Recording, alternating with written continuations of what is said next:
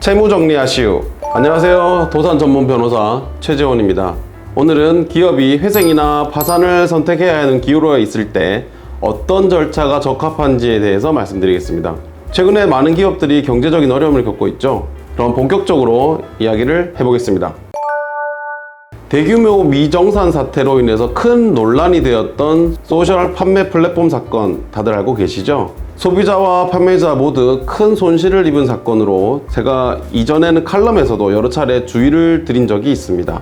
이 회사는 최근에 기업회생 절차를 개시를 했지만 우선 매수권자를 찾기 위한 예비 절차에 참가한 기업이 단 한 곳도 없었습니다. 그래서 큰 난항이 예상되고 있고요. 전문가들은 회사의 신용상실과 우발 채무의 가능성을 사실 이렇게 입찰자가 없는 것의 가장 큰 원인으로 보고 있습니다. 만약 우선 매수권자가 없는 상황이 계속되고 공개 입찰 후에도 인수자가 나타나지 않는다면 회생 절차가 폐지되고 결국 파산 선고를 받을 수도 있습니다.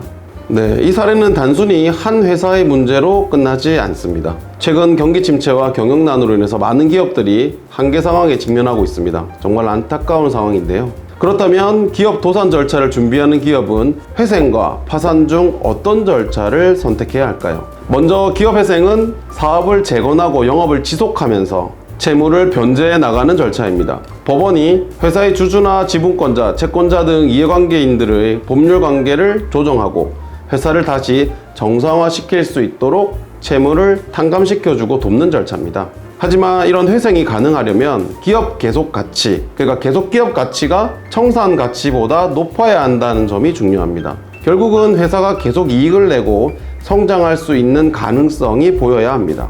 반면 기업 파산은 회사가 모든 채무를 변제할 수 없고 더 이상의 성장 가능성이나 계속 기업 가치가 없을 때 법원이 회사 재산을 모두 현금화해서 채권자들에게 분배하는 절차입니다.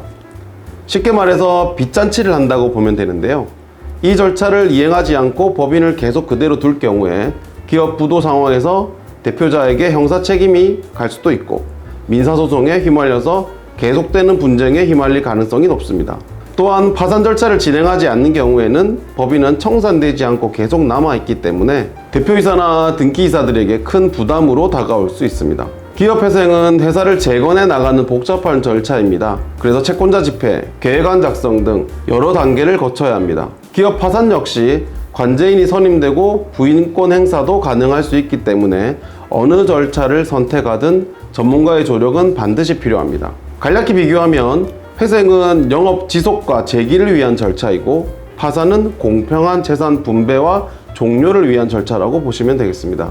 어떤 절차가 도산에 직면한 회사에 적합할지는 재정 상황과 전망에 따라 다를 수 있습니다.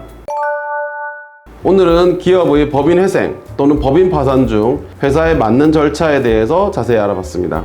기업 회생과 파산 둘 중 어떤 절차가 도산에 직면한 기업에 적합한지 고민이 된다면 전문가와 충분히 상의해 보실 것을 권해드립니다. 잘못된 선택은 절차의 기각이나 지연으로 이어질 수 있습니다. 저희 법무부인 시우는 항상 상황에 맞는 적합한 솔루션을 제공해 드립니다. 상담이 필요하시다면 언제든지 문의 주시거나 댓글로 남겨주십시오.